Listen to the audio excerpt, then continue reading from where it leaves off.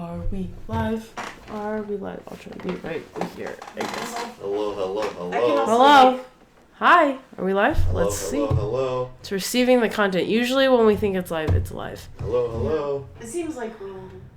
I'm waiting for the notification. How do you refresh this? Hi. There it is. Hey, guys. Hello. I don't see it yet. Rocket Jump Film I School. don't see it yet. Hey, guys. It's Rocket Jump Film School. I'm Cherish. Mute it. Oh, shoot. Mute it, Lauren. Echo. Hi, everybody. Hello from the UK. Hello. Oh, we're live. I see it. There's Joey. Hi. I'm on the couch today. And that's Lauren. Hi. Cool. And hello, everybody. And there's 16 of you Hello, so far. Petty. Good job. Betty. That's like a baker's dozen plus 3. So, plus 4. welcome to our plus industry 4. Q&A. Wait, plus 3. Oh my god. Baker's dozen. You're live. Welcome to our industry Q&A. We are talking about questions and answers today that you have about filmmaking in the industry. And then I would say if you can stay, we have a little update at the end of the stream today.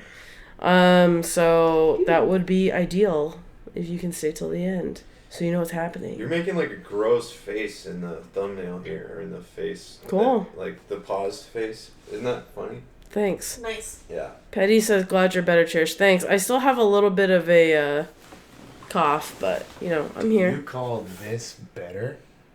I'm okay with that. Ugh. That's pretty good. We are in the U.S. Anyway, hi. Hello. Hey, Kevinator. Hey, from Peru. Kevinator. Oh, okay, so we're going to just start doing questions. This is a quick one. Shaky, well, let's just go around the circle. So Shaky asked, what program do you use for visual effects, gunshots, and all that? The program we use the most is After Effects at Rocket Jump. Yeah. Adobe After Effects. We've recommended before Hit Film, which is, we use that at the season 1 of VGHS. But yeah, After Effects is kind of like the standard we use around here. Yeah?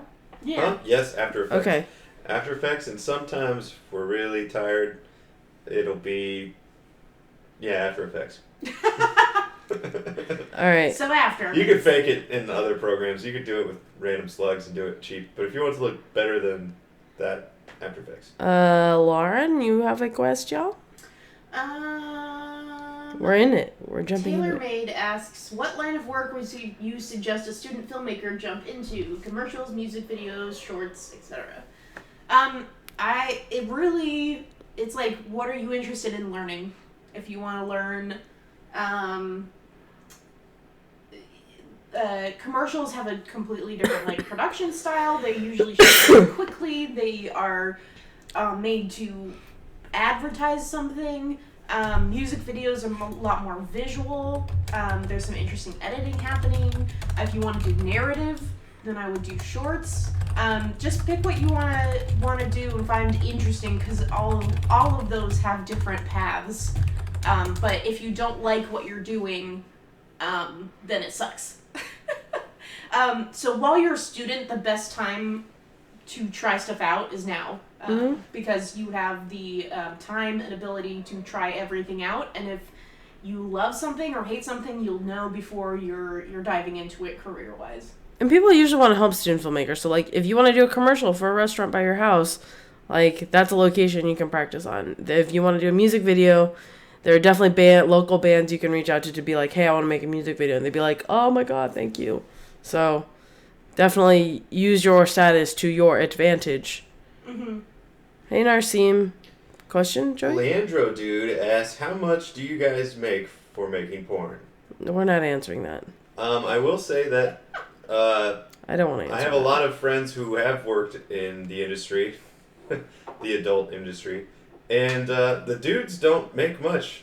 They really don't, unless they do gay porn. Because... So what about the filmmaking side of it? Well... They don't know. It's just... I think that's what he was asking about. It's very desensitizing, I hear, if you're editing through adult footage every day. I'm going to move on. Genres. I'm going to move on. Well... We can't speak from personal experience, I don't think. Yeah, we can't speak from personal experience, just friends of friends. Callum? But we don't make porn. No, we don't. Yeah. No, we don't. Did we answer that? But people who make... That's maybe a better question for a YouTube channel that does. Calum O'Connor asks, I'm leaving for college in 3 weeks and jumping into the real world. Scary. But any tips on getting into the industry? That is scary. But you're going to be fine. So this is a good question because it's very broad, right? Like, so what are your general tips to get into this? And I would say don't be a jerk. That's number one. People remember jerks. We still, all of us remember the jerks from film school. And we don't hire them. And you don't get hired again. Unless you're insanely talented, which, like odds are all of us are about the same level of talent. Or maybe, give or take. So don't assume that you're just mega talented. Do you guys have any other tips? Make friends. Yeah. Find people that get you. Like, that get what you're saying, that get what you mean when you want to try something out that's weird, that will support you and offer good suggestions and good criticism. Like, find people that call you on your crap. People that are going to nurture you creatively and spiritually and personally. So those people are going to be the people that you kind of stick with throughout your career. Like, we met each other all pretty early, either in film school or right after. Mm-hmm. Like, I met Freddie freshman year, and I'm still working with him because he's fun to work with. He's okay. He's all right, I guess. So yeah, find your tribe. Find the people who make you want to make stuff. Yes. Yeah. Jack Lauber asks, "What's the do best you have part any tips? of film?" Did you have any tips? No, those were all really good. All right. I didn't go to film school. Yes, you did. No, I didn't. I made my own major. You did documentary film. Yeah, by myself. Yeah, that's film school. I wasn't. I used film to graduate. All right. I did not meet anyone who I still work with today because those are all really good tips that I agree with. Okay. If you do go to film school, pay attention to your friends. meet people. Oh, I met a guy who went to film school, and that's the one regret that he had is he didn't find his core friend group. Yeah. So now he's paying for it. Is Dan Hooker in here? What? Dan Hooker. Okay, so what's the best part of film? Hey, Dan Hooker, what's Hi, up? Dan Hooker. Jack Lauber, what's the best part of film? That's a huge question. Telling your stories. What I thought of Sorry. when I heard of that was now it's the best part of film is that it's the endless possibilities of film. Stanley Kubrick has that great quote, if it can be written or thought, it can be filmed. And especially now that we live in this digital age, that's becoming more and more true every day. And so the endless creative potential of film. There's something about image and sound that can do many, many things. And I like the collaborative nature of it because I was talking to Kevin Senzaki about this. We both had kind of art backgrounds. Do you want to say hi? Oh, absolutely. I was big into sketching and doodling, and I was taking art classes and stuff, and I was also writing. And both of those professions can be kind of isolating depending on how you work, especially comic artists and stuff like that. And the thing I love about film is that you are forced to work with people, but also you get to work with people, and you have backup, you have a crew, you have a team, you have a family that is all going towards the same goal, and you can lean on them when you need to, and they can lean on you when they need to. I think that is a big reason why I was drawn to film as an artistic form, just because the people you work with are really cool. Mm-hmm. Yeah. Instead of sitting by myself drawing. Yeah, it's very much a product of many, many minds, as opposed to just, if you want sole authorship, you just go write a novel or something. That is your thing. But film it requires so many people. Well, it's hi, hi. Lurking. Will, where's the camera? Hello. Narcime says Joey looks like you're in therapy. Yep. It is. It's one of speaking just to the collaborative. Oh my god, now I'm blocking Joey off. Speaking to the collaborative. I'll lean forward. You do that. Speaking of the collaborative thing, what I like about film is that it's an adventure, and it's like going on an adventure with people, which is different, I think, than some other mediums like writing a novel by your. It's like the different it's for a writer. It's the difference between being Tom Hanks in Saving Private Ryan or Tom Hanks in Castaway. You know, Right, like right, it's right. like you're on a mission with other people. There's bonding. There's like you look at like a film crew by the end of like a really great shoot as like a family. Yeah. And I think that that's really wonderful. Whereas like a lot of art, like to kind of what Lauren was saying, can be so solitary. Mhm. It really does feel like it's just you on this, on this, A wild derelict world space of- station or an island by yourself. Totally. Yeah. I would say this is a segue, but we just watched Bambi again. Oh we my went to the God. 70. We So went to good. a screening of the 75th anniversary of Bambi, and if you haven't seen Bambi in a while, that movie is like a testament to film, like the visual medium, because like that movie doesn't have that much dialogue, and so it's just a piece of art that could not exist in any other medium besides film, and that's what makes it so stunning. So if you haven't seen it, I would go back and revisit it, because it's like the simplicity with which that story is told demonstrates the mastery of the medium. It's like a beautiful story. Will and I were talking, it breaks all the conventions of what screenwriters tell you and what a film story needs, like a script needs. Bambi doesn't necessarily want anything. He's a deer that's born in the first scene and then lives his life. It's beautiful. So like learn all the rules and then you eventually forget them all, maybe too. But that's what's magical about film. Check Bambi out. Bambi Check is out art. Bambi. Yes, Kevin Nader. It was surprisingly moving as an adult, because you think of it as just being this kind of slight little kids movie, but I was really, when we went and saw it, I was just struck by its depth and just its beauty is just really incredible. Yeah. Anywho. Whose turn is it? Lauren? Mine? Me? No. I don't remember. Oh, Joey just went, right? Huh? Joey just went? Okay, It's your turn. I'll just take a larger thing, is that there's a lot of questions, it looks like, in here about like people moving. Think about making the big move to LA and what do they do when they get here. And I kind of answered this in the chat for somebody, but the big thing is you got to hustle and just put yourself out there. Go to events that you read about in, blogs for filmmakers, networking things, anything that is open or like open invitations or you have to buy a ticket maybe. But if you don't know anybody, use those events to start meeting people, find people you can work with, and then just start jamming. Like freelancers, like they go. They don't, a lot of times you hear about people who work like 30 days straight without any days off. I'm not saying like, Take care of life yourself, balance. Yeah. But yeah, I mean, when you first start moving out here, people really, really hustle and just start meeting people. And there's tons of events, tons of things that you can look up and just start familiarizing yourself with like the local film organizations. There's like a Women in Film. There's like school like alumni groups from different colleges have groups out here for people who've moved out here from that school. So there's all kinds of options. But meet people, don't be a jerk, and just start working. Anyway. Speaking of just start working, I should go get back to Thanks Yeah. for stopping by, Will. Okay. Come on back. See you guys. If you need another break. Yeah. For sure. Lauren. Oh, sorry. Lauren, go. Is me? I'll just say Karma, the Stan Winston School, is awesome. Yes.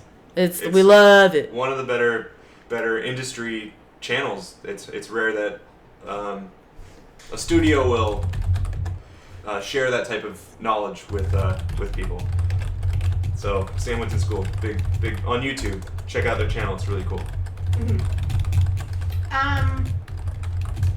We still have a lot of questions about how do I find jobs? How do I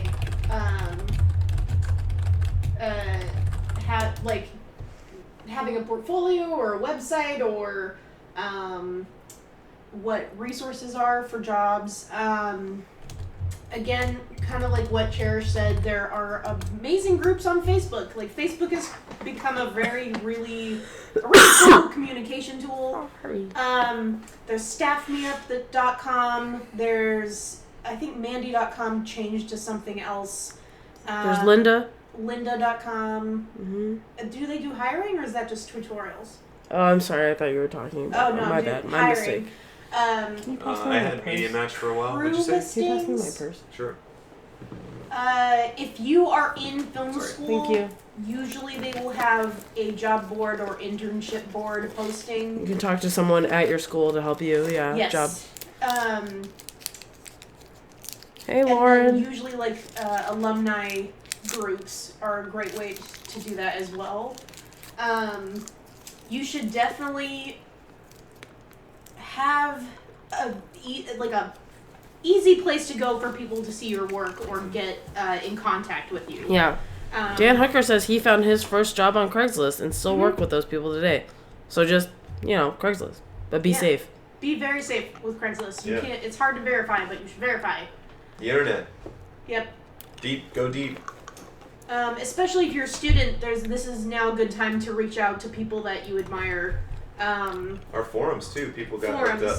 And say like, hey, I'm looking to enter the industry. Like, do you have any advice for me? I wouldn't go just emailing people being like, hey, can I have a job?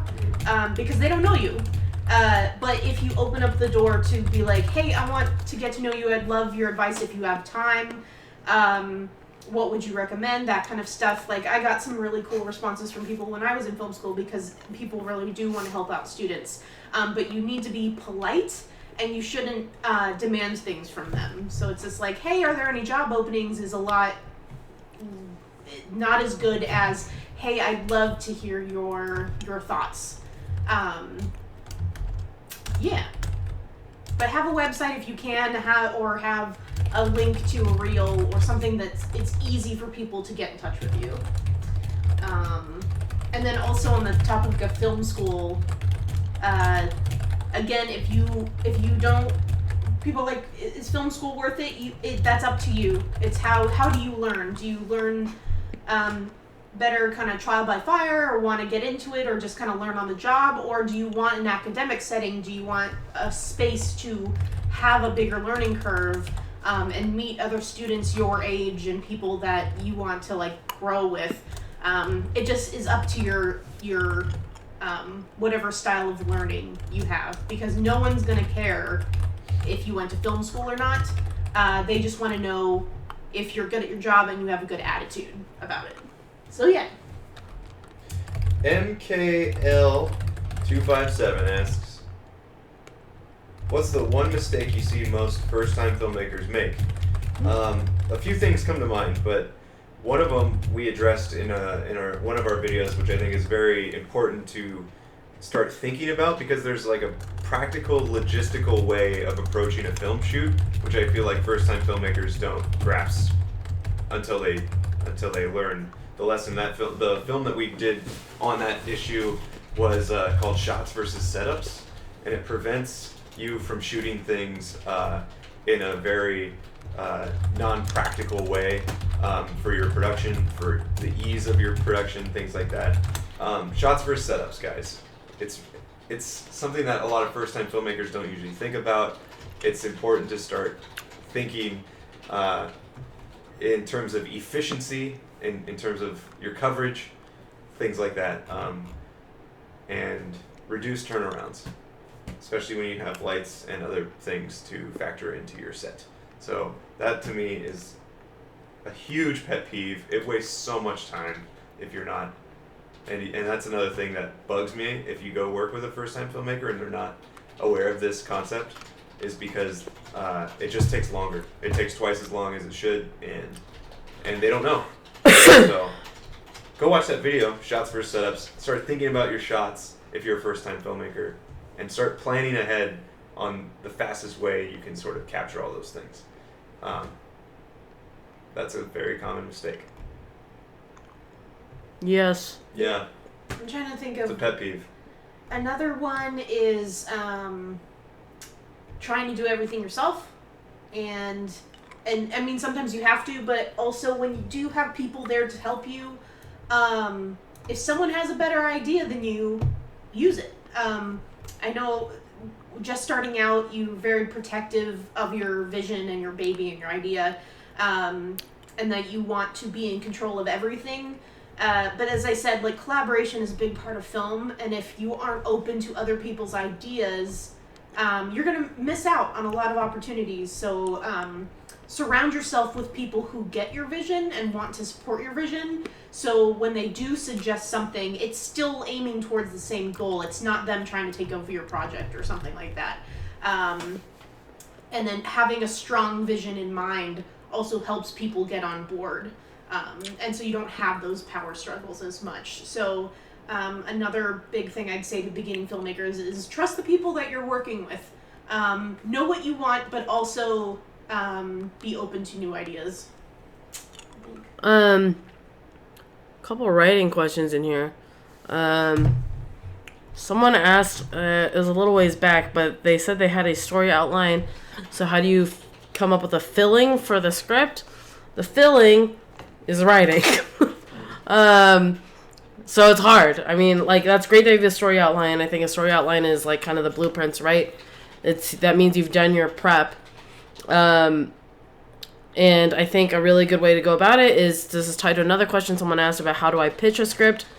Like, it's all tied in there together. So, like, to come up with a filling, a lot of that is, like, writing the stuff that makes the story work. So, a lot of advice a lot of writers here give is to pitch it to people you know.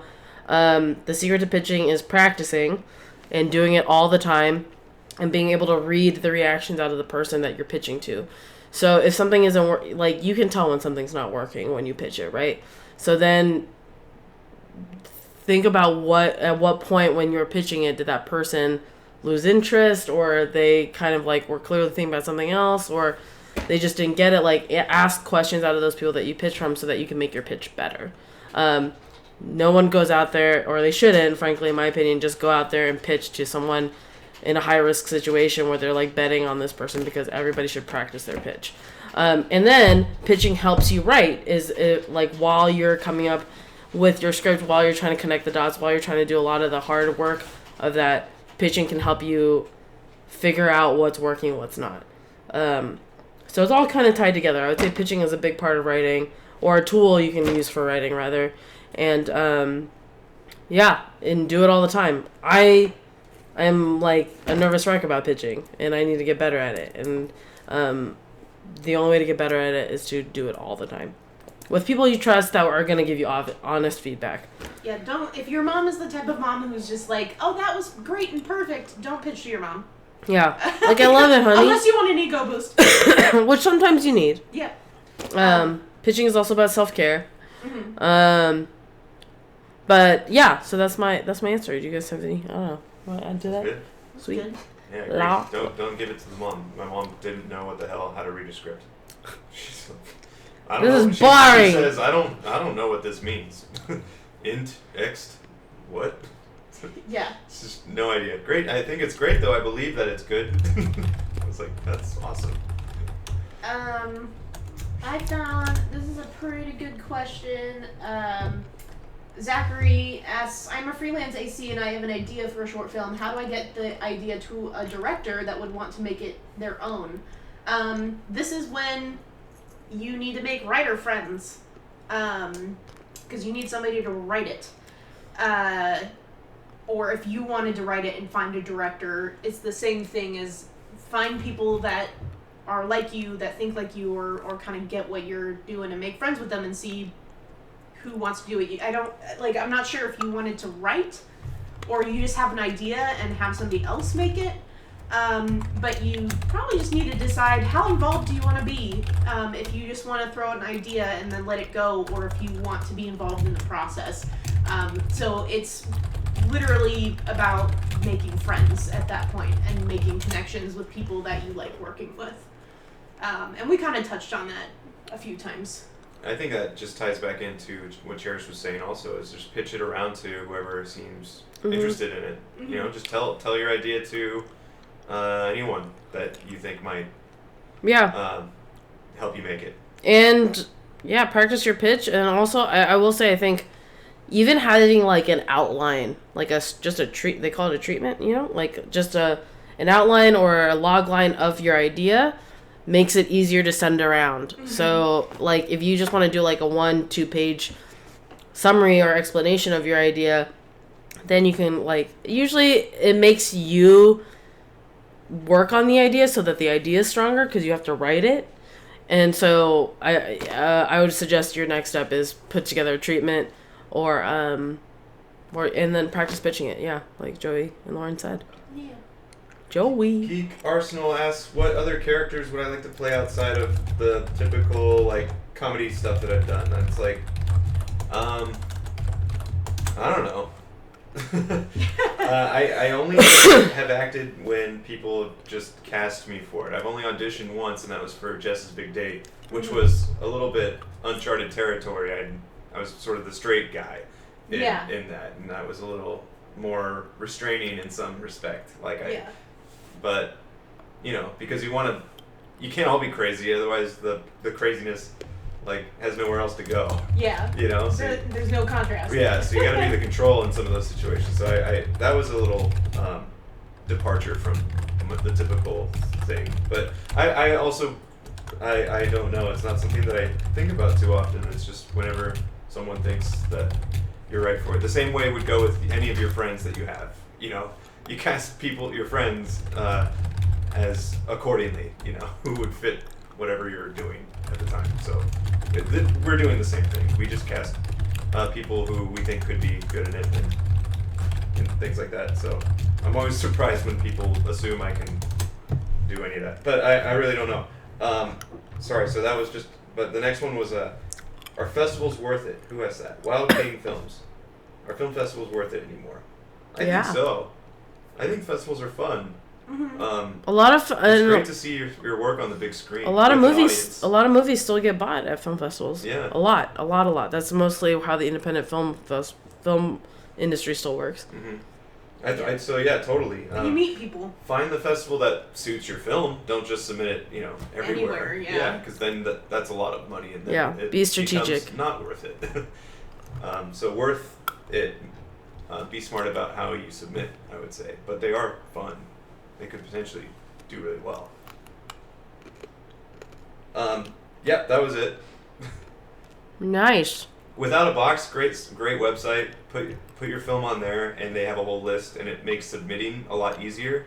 So yeah, I'm sure anyone who's made a film and wanted to submit it to festivals have heard of Without a Box, and it's a pretty good site that compiles all the festivals. Apologies for my loud typing. I had a good question. I will say one thing real quick is if we haven't gotten to your question, you guys just keep asking it because we can't stay up to date with the chat. So if you really want a question to be asked, you just retype it if you want. Yeah. One caveat on that, there are some questions that we aren't able to answer like in a few sentences. Like I can't recommend cameras because each person has a different set of needs. So, unfortunately, I'm not going to be answering a lot of, which is the best camera, because you literally can't. We have, Lauren did do a Q&A a few weeks back, specifically about camera Q&A, so look that up. Yeah. That's on our channel, on the live stream playlist. So the question I saw was, Emma asks, but how does someone in the camera department make friends with non-camera people? If you're in camera department, you're on set, which means you're surrounded by non-camera people, which means you need to sit with them at lunch. Just if you are in school, find the people that are looking to direct. Start up conversations at screenings and festivals and any kind of stuff like that. It's you don't have to stick to your department on set unless you're working. You need to focus. But the thing is when you are working on different sets and you're meeting people, I always say this, if you make really good friends with maybe, the sound guy, and you ask him, is this what you want to do? And he might want to be a director eventually, and, maybe you guys might hit it off and make your own stuff later, or if you hang out with a bunch of PAs and see what they want to do, and you kind of, in film school, you meet people that have similar interests as you, and you kind of learn and grow together and eventually make your own stuff. So, spend some time making friends on set and making and asking people what they want to do and what they're passionate about. Be interested in people. Cherish, do you have one? Yeah, it's Kevin Nader and I just both recommended Bambi at the same time. It was great. Cool. Excuse me. Trampathon asks, thoughts on the future of narrative content on YouTube? That's a big question. So Freddie and I were just on a panel at the Asian Pacific Film Festival, and we were talking about this quite a bit. It's hard. It's hard. It is. YouTube is just a tricky place to figure stuff out when you want to do more involved shoots, I think. Not to say it's not impossible, obviously. Like, a lot of people do really cool stuff on YouTube. And it's just, I think they're figuring out a lot of stuff out right now in terms of, like, their relationship with advertisers and their relationship with creators. So I think it's still a platform that anyone can put anything up on. And, how you decide to make money on it is one thing, but, like, to express yourself, absolutely. You can absolutely put stuff up there, and that's really cool. So I don't know if this is a really good answer. I don't know. I think we're all digesting it as well.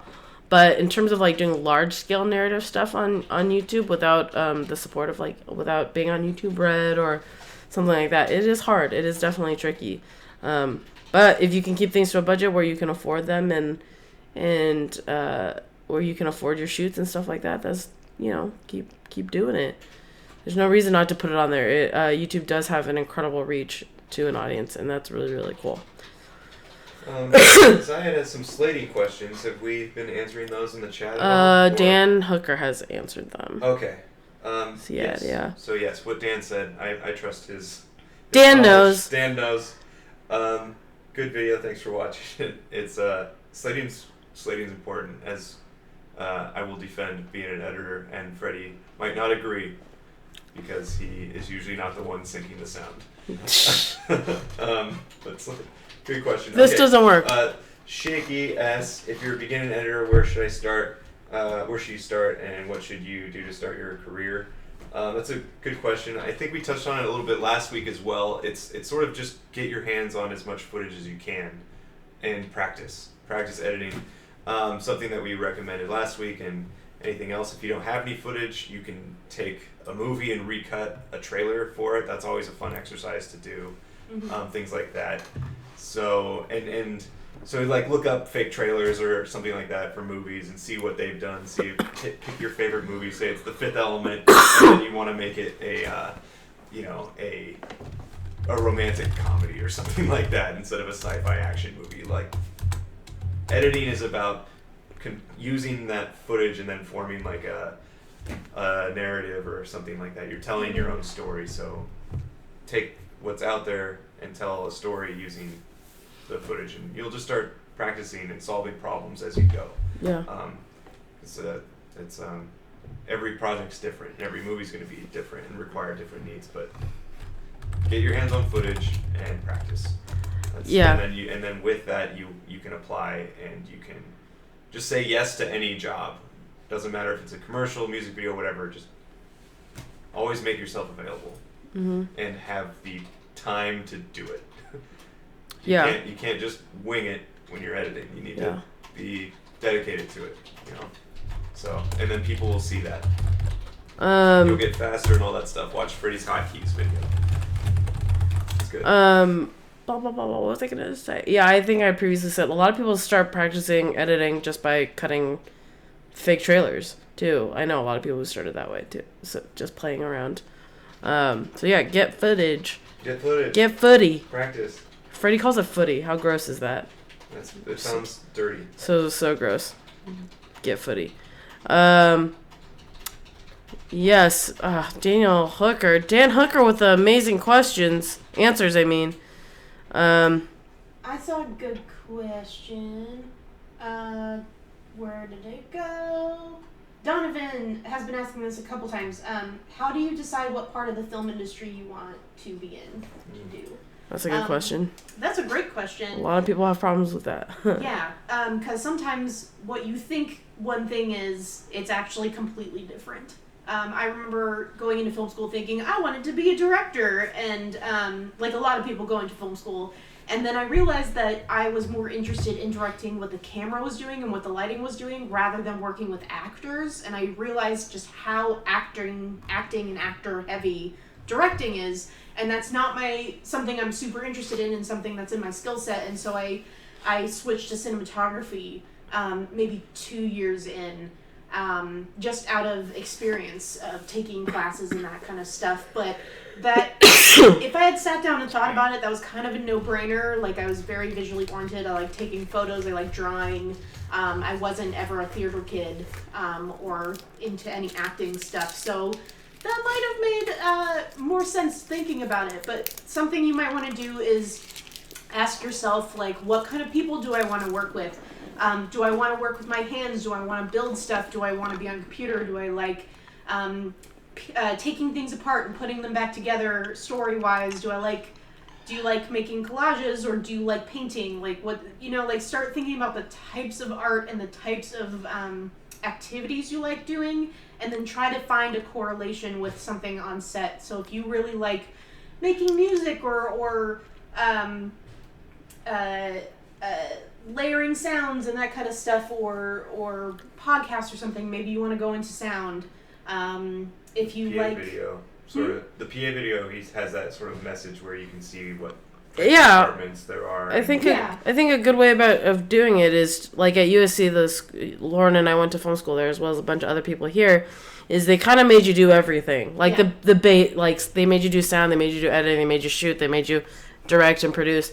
And I think you should, if you're just starting out, try and do everything at least once. One, because it'll make you understand the process of filmmaking a lot better as a whole, which makes you a better filmmaker, right? Like, if you're a camera person and you know how sound works and what their process is like, that's going to make you a better cinematographer. But if you don't know, then that allows you to experience everything and then kind of like narrow things down and think. Lauren gave great advice. I would say think critically as you're doing all this stuff. Like, do you like this? Yeah. Or do you hate it? Like, do you hate dealing with codecs? Then maybe being an editor is not for you. I don't know. Like, I can't spend very long in an editing bay where it's dark and quiet and just putting things... Like, I can't do it. Once I shoot something, I want to be done. So I learned very quickly I didn't want to be an editor. What's it like being a film writer? Just a best ass. A lot of self-loathing. Yes. That's it. Let's see. So many questions. Someone did a lot of questions about funding. Oh, Gerard kind of asked Lauren and Dan, what do you mean don't get too comfortable regarding a rental house? It's just like, don't get too used. If you work at a rental house, you have it's a stable paycheck, maybe benefits and all that stuff, and then it's very easy to stay at that job and work your 9 to 5 hours every day, and then not go out and shoot stuff and not go make films. Which you might like that. Yeah. If you want to use it as a stepping stone to get to filmmaking, you have to make sure that you are keeping that goal in mind. Otherwise, you'll just focus on your 9 to 5 job. Oh, everyone's saying thanks. You're welcome, guys. You guys rock. Emma's been asking us quite a bit, and then Joey, and then you want to go after this one? Emma asks, favorite memory for being on set. Mine is when my DP released 1,000 ladybugs to get a cool shot. That does sound really cool. Favorite memory for being on set. Got a lot. I'll say one of my recent favorites is, so I produced Baby on Board, or what's it called? I'm sorry. The plane. It's the Maverick Baby origin. Yeah, it's the one Clint directed about a baby being born on a minivan with a fighter jet.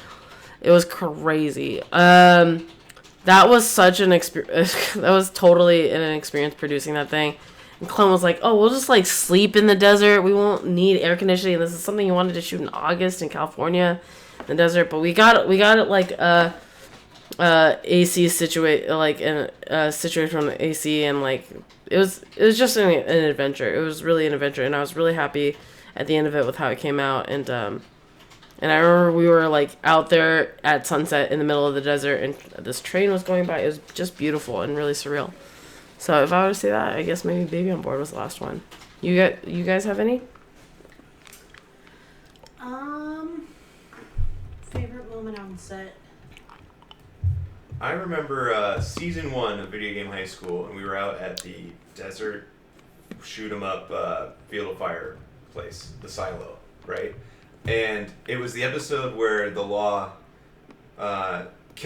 is just on a killing spree, and since there's only like 4 or 5 players on the other team, we just got killed over and over and over again for about like 4 or 5 hours, and the sun was going down, and all I was doing was just getting shot by my friend Brian, who I actually went to high school with Brian, and it was just crazy because I really did feel like it was like a Halo game, and we all grew up playing Halo together, and I was like really bad at it, so I felt like I was just reenacting like how I actually am playing Halo with Brian, but it was like a dramatized reenactment version of that. But I would just throw myself. I didn't wear stunt pads or anything like that, but I was eating it super hard every time Brian shot me, and I biffed it on the ground. And then one time I fell so hard and I got kind of hurt. But after that take was over, Freddie came up and he was like, "Good fall, bro." And I was like, that's like the only thing like Freddie had said to me for a while, like, you know. Yeah. Because I was just sort of a background well, Freddie's compliments featured are character. very... So when it came up, I was like, yeah, like he noticed like that pain. It really hurt. That's why it was probably good. So that was a good moment. I remember feeling kind of pain, but then feeling like this warm compliment. You know, you bleed and you suffer for this art form that we do, and that was a fun, you know, balance between, you know, pain and good. Yeah. Like, good job. I think one of my favorite sets was on Fan Friction, because one, I got to work with Ashley Birch as my director, and she's super fun. Mm-hmm. And then 2, it was a ridiculous shoot, but 3, we did probably, like, officially we did 86 setups in one day, which is insane. That's a lot. Like, for film and television, the average is like 25. Yeah. To maybe 40 if you have multiple cameras. We did 86, and it was dialogue, it was action, it was all that kind of stuff. And by the end of the day, me and Freddie were hand-holding cameras back to back, shooting different, very sexy things. Yeah. Just like trying to make the day, and then we actually made it and got the short done. And that was like a huge relief. And it's still one of my favorite shorts, I think. So like accomplishing something that hard was kind of cool. Yeah. I think. Yeah. And you look at what you have to do and you don't know how you do it, but then you do it. Yeah. That's pretty cool. And then that was the same day that our first AD brought his full Batman costume to set, because we said, like, Andrew, you have to wear this. You have to wear this, because it's a fan fiction shoot. It's like, might as well Batman, and he showed up, and it was amazing. He's still the best. Andrew's our best AD that we've ever met. He has a video on our channel, the script breakdown video. Oh yeah. He has a very calm voice. It's the best voice for being on set. Good question. It's been a while since I've thought about that. Yar. Good question. Good question. Juan Lane asks favorite filmmakers. And then someone else did ask any movies that have particularly inspired us. We can go in a circle. Lauren, you want to go? Yeah. Somebody asked if we had ever stopped from heat exhaustion, and I was like, Matt fainted once and had to go to urgent care and that was during the orgy. Yeah, Kevin Nader asked, yeah, be careful, drink water, stay cool. I got heat exhaustion after the Halo red versus blue shoot. Even though I was chugging water all day and I was putting on sunscreen, I still, like, by the end of the day was like a wreck. So be safe. What was the question? Favorite filmmakers and movies that have inspired you. Right now, my new favorite person, actually I've been following her for a while, is Reed Morano.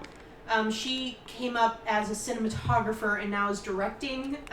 She did a feature where she shot and directed herself, and then now she directed the first 3 episodes of The Handmaid's Tale on Hulu, and she is an incredible director and an incredible DP and like all around badass lady. I really love Ellen Kuras, who's one of my favorite cinematographers. She did Eternal Sunshine of the Spotless Mind, and Blow, and a few others. She's like OG. It's trash. Yeah, we're filming. Thanks. No, we're okay. Thank you. I really like Nikki Caro as a director. Annette Halmick is another cinematographer I really love. Rachel Morrison. There's just so many cool people. Roger Deakins, obviously, because it's the Deeks. Yeah. And Robert Elswit as well, for the cinematographer side. Dick Poop. Dick Poop. Yeah. Dick Poop. Dick Pope. Dick Pope. Bill Pope Bill as well. Pope. Yeah. Bill Pope shot The Matrix and Scott Pilgrim vs. the World and basically everything. Yeah. He's a chameleon. He's one of my favorites. Yeah. What about you, Joey? I mean, geez, there's so many, you guys. You can't really go wrong watching. Just watch as many films as you can. You'll find some of my favorites that I keep going back to. I obviously just like to study Coen Brothers movies quite a bit. Gosh, there's so many, you guys. It's like picking your children, but it's like all of the films that you love. I obviously like, Sam Raimi, Evil Dead. Like, that really gets me inspired. It's so funny. You guys have heard all this before. What else? Yeah, I want to hear what you guys are into right now. I mean, Villeneuve is like my favorite filmmaker making movies right now. Denis Villeneuve is a huge favorite of mine. Ryan Coogler. Coogler's awesome. I can't wait to see what these guys do with their respected movies coming out next year or the year after. Jordan Peele. Yeah. Yeah, the guy who directed Get Out is great. In terms of like what inspired, like my favorite movie is Kiki's Delivery Service. So a lot of Miyazaki movies. I actually think a lot of anime kind of gets a bad rap sometimes from the larger public, but I think there's some really incredible storytelling within the medium. Animation is just stunning. Yeah. Denis Villeneuve, man, what a baller. Good stuff. He directed Arrival, amongst other things. Sicario. Okay, Joey, you're up. Hey. All right. What was your first film job? Rachel Rhodes asks.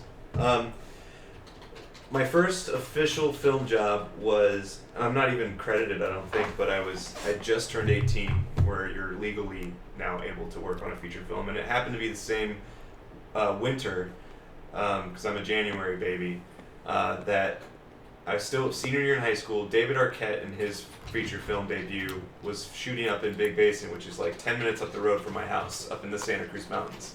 So I worked as a casting production assistant and a art department production assistant on David Arquette's first film, The Tripper. That was my first official kind of indie Hollywood type of thing. It was really cool just because there's not a whole lot to do in my little mountain town there. So when they came through, it was like everyone was trying to participate in it. So I was like background extra. The first day I was on set, they said, "You," and I put on an EMT outfit, and I was taking down a hippie who was hung naked by his feet with his wang hanging in my face, and he was disemboweled. So it was quite a little slasher movie. It was quite a lot of fun, and that was it. Jason Mewes was on that film, Paul Rubens, Thomas Jane, Jamie King. It was some pretty decent people that I had grown up watching, so therefore I was like, Jay and Silent Bob and Pee Wee Herman are right there, and you're like, oh, cool, this is exciting. And you get to see like how they do all the smoking. That was fun. I like that. 18 years old. CCC, MMM, and I are just going nuts on anime. Yeah. Miyazaki is really well respected. Studio Ghibli is really well respected, but I think like Your Name just came out here, which Your like Name was so good. a really wide release. But I think like when you bring it up, sometimes like it's an anime, like people are like, what? And it's like, Your Name was mind blowing, like tears just streaming down our faces. So just because the animation doesn't mean it's lesser, right? Totally agree with you. You the boss. Yes, Callum, the rumor is, I think it is confirmed that Villeneuve is directing Dune after Blade Runner, which Wow. is crazy. Crazy. Good luck. Um, It's gonna be. yeah. Throwing that out there really quick because I've seen a couple people ask if we could look at your stuff. Again, we tell everyone to share their stuff in the forums. It's discuss.rocketjump.com. There's a whole Rocket Jump Film School section that says critique me. And there's also the, if you don't want critique, if you just want to show off, there's a show off your show and tell section somewhere in there as well. But remember, when you post, comment on other people's stuff too. Don't just post and leave. Start building connections, and then tell us what kind of critique you want, because we can say it's good or it's okay, but we don't know what you're looking for. But yeah, post on our forum, share your stuff. There's a lot of cool people on there. Ziad has been asking this quite a bit. How to finance a project without selling it? Sponsorships, brand partnerships, collaboration, product placement. There's a lot of like if you use a location and then say like, oh, I'll promote it on social media. That's another way. Like a lot of times some people just want exposure. They want to use your film as a chance for marketing. So just talk to people, like a lot of times if you just do a little shout out, or like a thing that we've done, Rocket Jump has done before, is we do a short and then the company will pay for the short, and then we do a BTS afterwards talking about how we use the equipment, or I think as long as you're really transparent about the financial relationship, like people don't like it when you don't tell them who paid for what, because they don't like to be advertised to without knowing it. Just be really transparent and really straightforward. And anytime we did sponsorships, we wanted it to be really organic. So we only worked with people that we like genuinely liked the product or used it ourselves. Yeah. I remember, I'm not sure if they do this anymore, so don't hold me to it, but like certain companies can get tax write-offs for donating to student projects or schools. I know like my freshman year, Chipotle donated burritos to our set because they were supporting the school vicariously, like through USC, and they're able to do it as like a charitable donation write-off. So there's also like grants that you can apply for depending on your situation and stuff like that. So asking for donations or help with specific items like food or locations or stuff like that is a good way to get your costs down. Rather than just saying, hey, can you donate X amount of money? Ask for very specific things, and that will get you a little bit farther. I can quickly touch on this, Zayed. I know you just asked what my ideal best and worst editing setups are. Worst would be laptop editing. I've done it. I can't stand it. It's not impossible, but it's slower, and I don't like the trackpad. I know you can hook up a mouse and all this stuff, but sometimes you don't have access to all these things. So the worst is not having a mouse and using the little touchpad to edit. That's always annoying. And the best is honestly what we have here. It's a 2-monitor setup, and I like one of the monitors to just be what the film is. So it's like you're watching it, and then I have the timeline and everything else over on the other monitor. That's my preferred method. I know Freddie likes the little trackball and things like that for whatever. I can't do trackball. Personal preferences and things. Friggin' weirdo. It's very strange. I'm not used to it. And but yeah, that's it. It's no laptops and having enough space. You always want to have enough speed, and you want your computer to be able to handle your footage. So if you can have all those things, that's sort of all you need. So Yeah. We had, where did it go?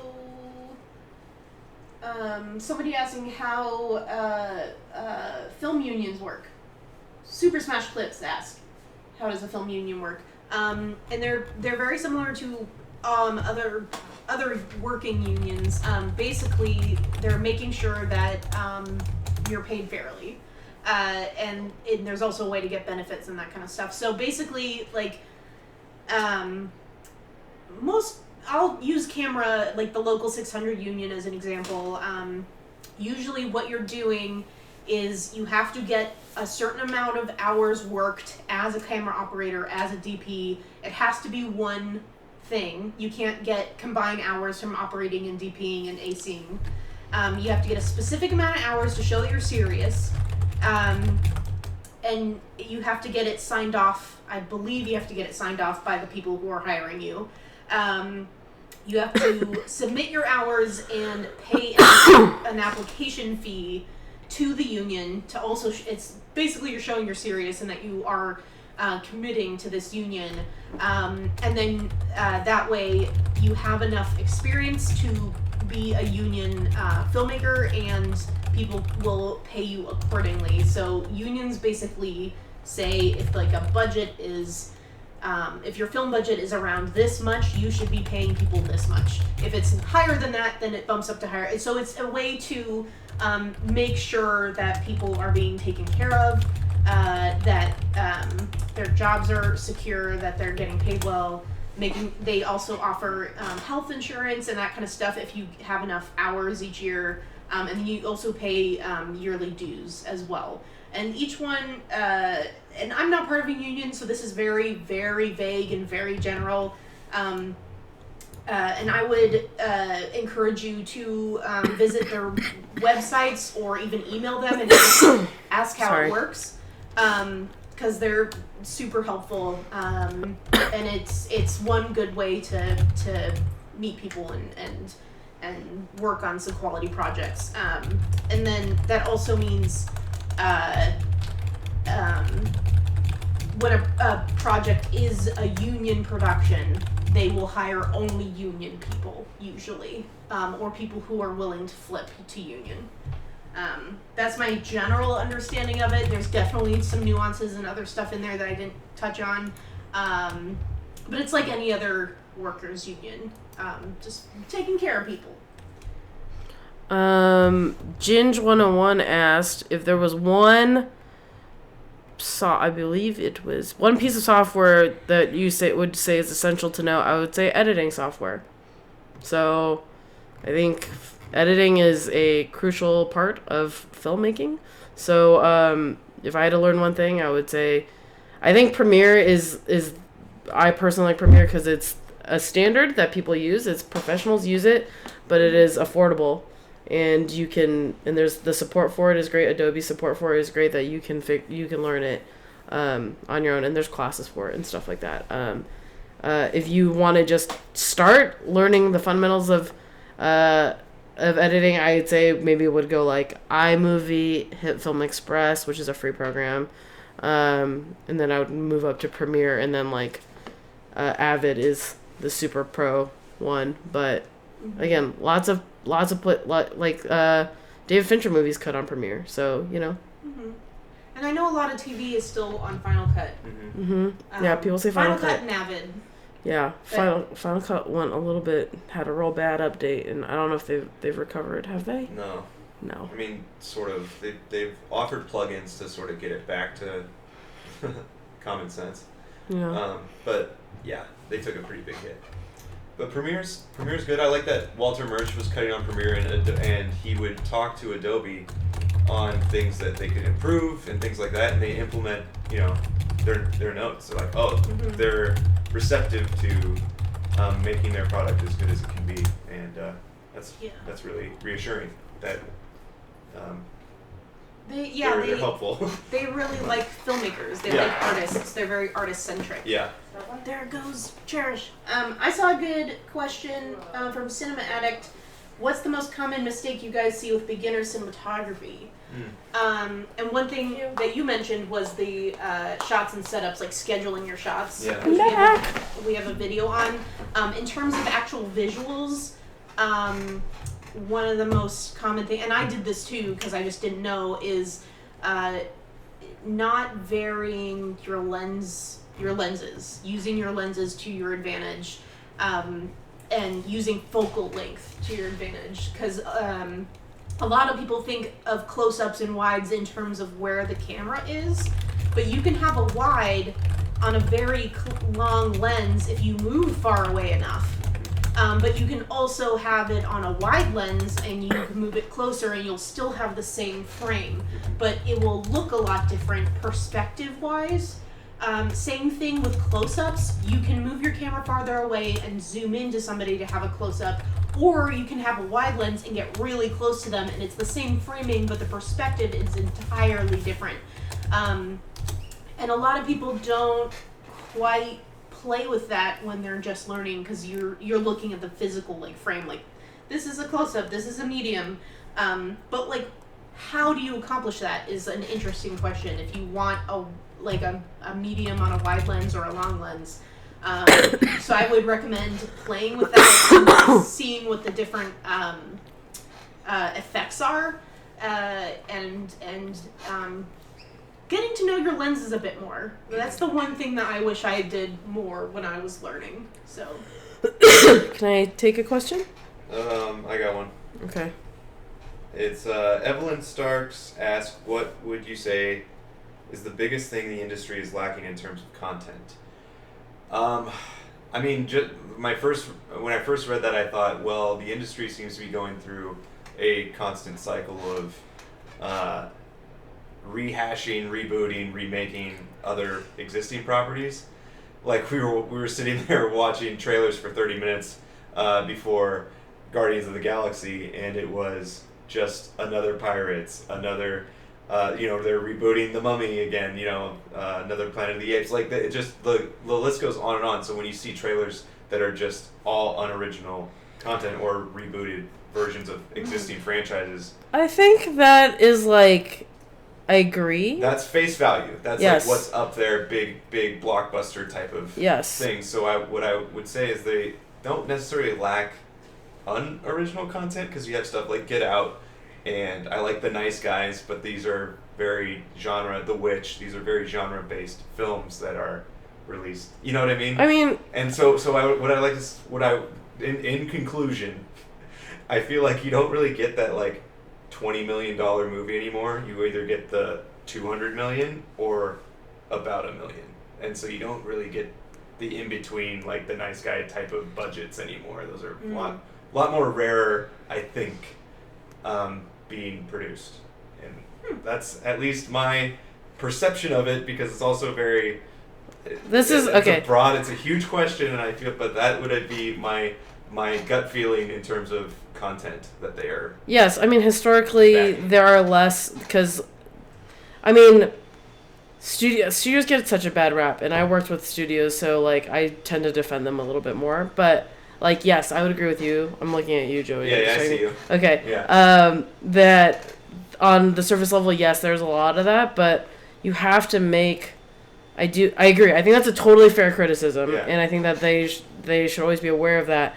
But I do think you have to make a lot of these big budget movies to get I mean, they're competing with Netflix. They're competing with your home theater, in which you can watch anything. Mm-hmm. So they put all this money into these big movies that you want to see in a theater, and then when they do that and they make money back, you get your Mad Max Fury Roads, you get your Arrivals. Arrival's a special case because actually Arrival was made outside of the studio system and then acquired, but like, so I mean, there's other avenues where stuff like that happens, right? I would agree it's rare, but I do think people tend to say, oh, all it is rehashes, and then there's like so many good movies from last year, you know? Totally, and I have faith for like stuff like Kingsman. I'm like, oh, what a breath of fresh air! Like this is something that is something that we haven't seen before. Packaged up in a very big way, So I like that they are backing these things.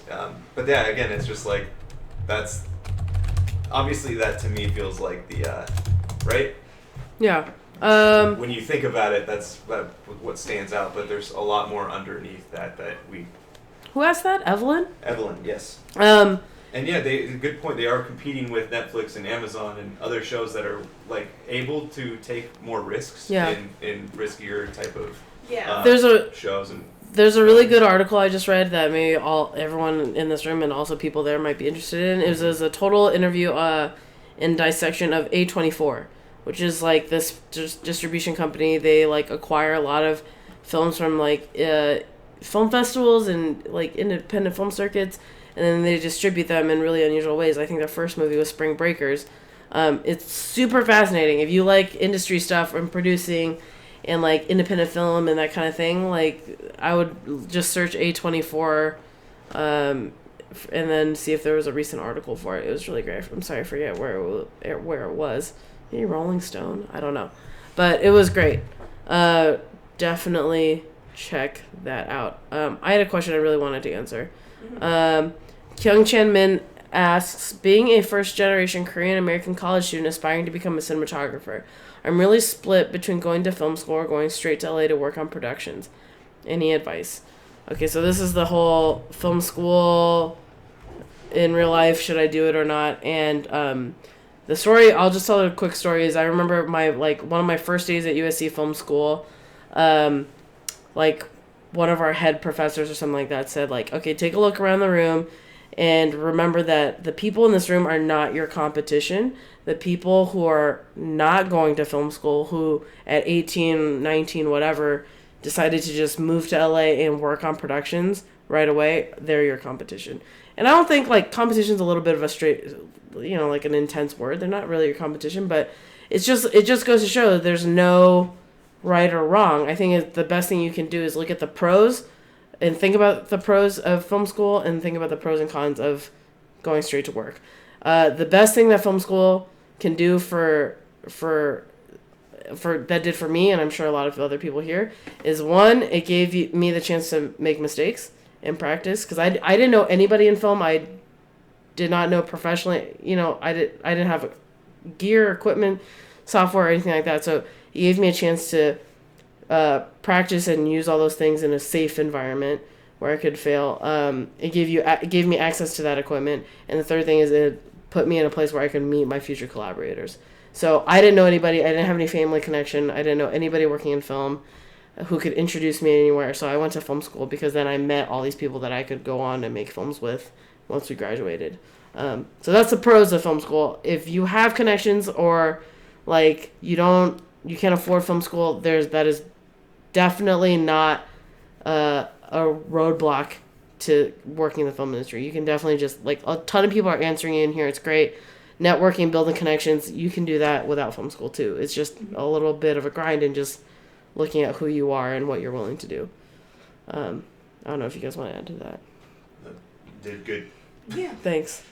Yeah, it's, again, how you learn best. Like, I learned better in an academic setting because I feel like if I'd just got on set and had to learn and work at the same time, I would have floundered just because my brain doesn't work. Though I can't focus on too many things.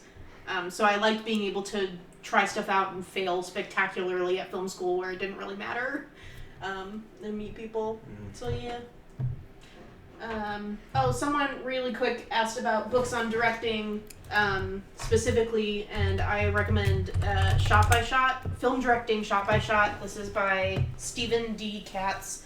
It's one of the books that we read in film school, and I really like it. It has some good illustrations and stuff like that.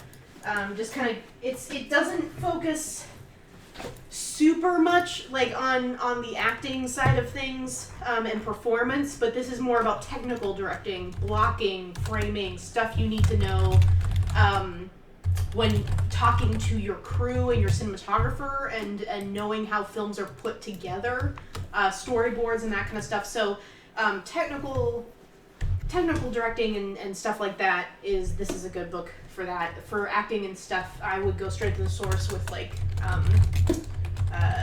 acting books. I don't know any. There's the Uta Hagen book.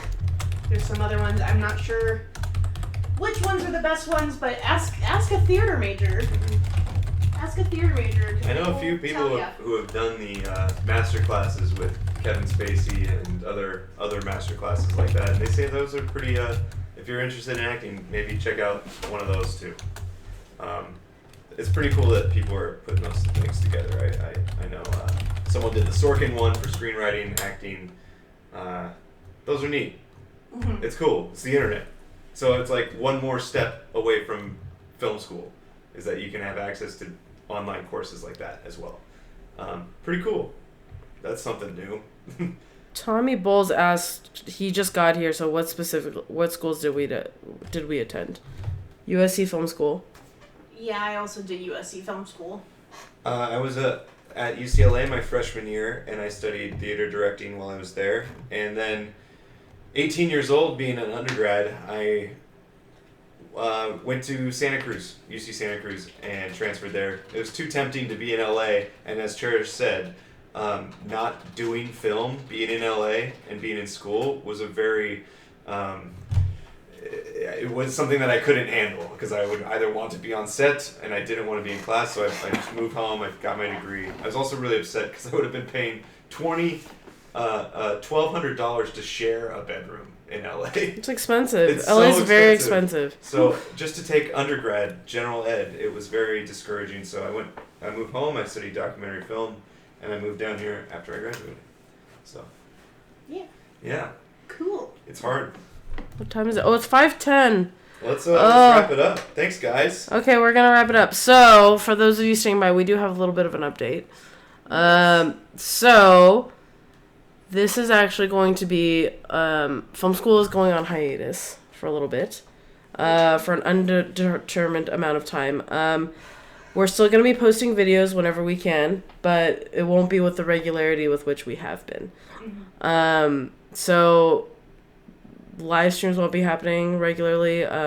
We'll see if the three of us get back together, and we'll see we'll try and jump on here. But the reason why is because we're gonna go out and make stuff, like the stuff we always tell you guys that you should do. All three of us are gonna go do. So like we can talk about you can follow us on our socials. Yeah, we'll keep you updated on our projects and how things are going. Yeah. Everything's gonna be. Yes. Yeah, I still want to do like I love the live stuff on like Instagram and stuff like that. Whenever I'm on set, just because I think that process is really cool. And we're still gonna be hopping in the forums. You guys are making me sad. Oh, Kevinator, guys. It's Kevinator, cool. Dude, I you know. guys, I'm sorry, guys. we will continue making films, and this is only a transition period. Like we said, it's not set in stone. Yeah. Film school is our baby. We don't want it to stop. Yes. We're gonna go out and make stuff together whenever we can. The three of us will try and make stuff together whenever we can. So we'll update you as we go along on this new adventure. But again, whenever the opportunity arises, another film school video will come out. But just not with regularity. But we have loved doing this with you guys. Like, this is like the best part of my week is just talking with you. Yeah. It is awesome. So we'll see what happens. Like, future is unknown. When we started this like 2 years ago to about this month. Yeah. Basically. Yeah, 2 years. We May had no 1st. idea like how this would play out, if anybody would watch it, if anybody would find it interesting or good or helpful.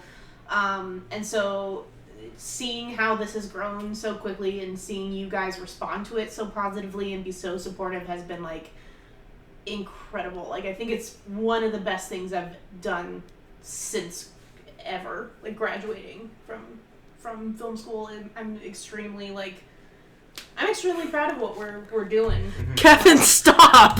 Kevin is the one. This is not a goodbye. This is what did I do? us thanking you for being so cool, and that we don't want to leave. I didn't go offline, did I? I hope not. I'm still streaming. There it is. Okay, we're okay. That would be We're like, an "Well, abrupt- that would be the worst. It's over. The worst time to cut the feed. We're done. Cut the feed. Cut the feed.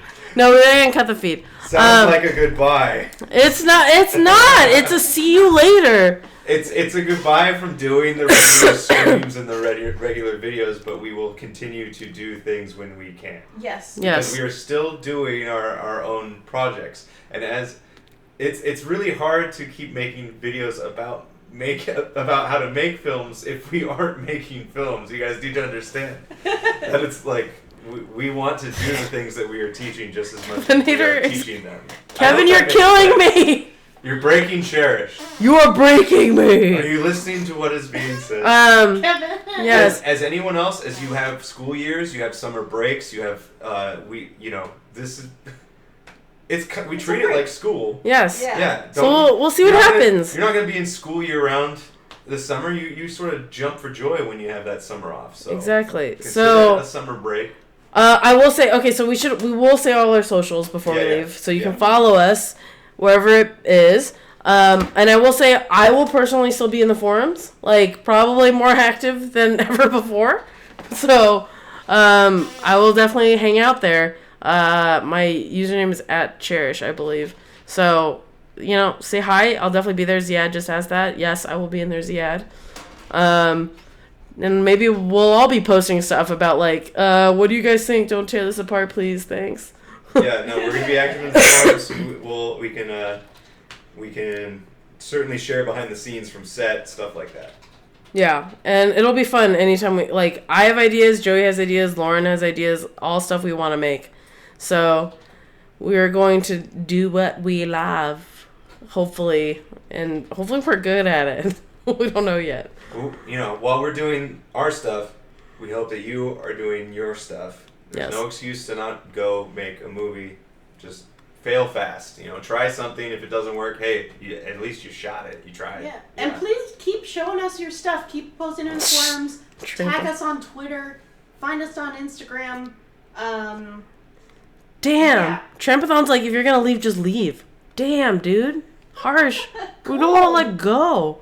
Jeez. We're having a hard time. I mean, it's kind of true. right. It's kind of true. Yeah. We're really dragging this on. Yeah. Because we love you, dang it. Okay, so in the forums, on the socials, I use Instagram more than anything. Cherish the Chen. We're gonna make stuff. I will go live anytime I hang out with either of these two on Instagram. It's gonna be weird. We're gonna go live every single time. Every single time. Yep. Okay. What are your Instagram handles? I'm gonna type them. Joey's Goma. @Cherish the Chen. Cherish. Because someone took Cherish Chen. Can you believe that? Joey Skoma. Who took Cherish Chen? Instagram. That's all of us. Anyway. Sweet. Okay, so we love you all very much. We'll see you in the forums. We'll see you on socials. We'll be around. We'll be around. Ask us your phone questions. We're just newborn babes in the woods just like you are, so we're going to figure it out together. Thank you to all the moderators, Kevin. Yes, Kevinator. Soccer Drop. Brittany. Petty. Petty. You guys, thank you for all your help. You guys are the best. Screenshot? Best moderators in town. Yeah, screenshot. Yeah. Should we all let's get close. I'll back up. Crying, dying, dead. What? No, come on, Joey. Really? Okay, 1, 2, 3.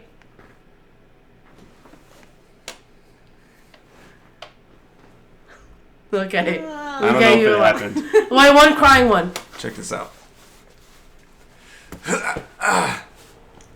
What the? No one can see that's a foot. It's my foot. Okay, we're making this right. Okay, bye guys. We love you. Bye. See you later. Bye.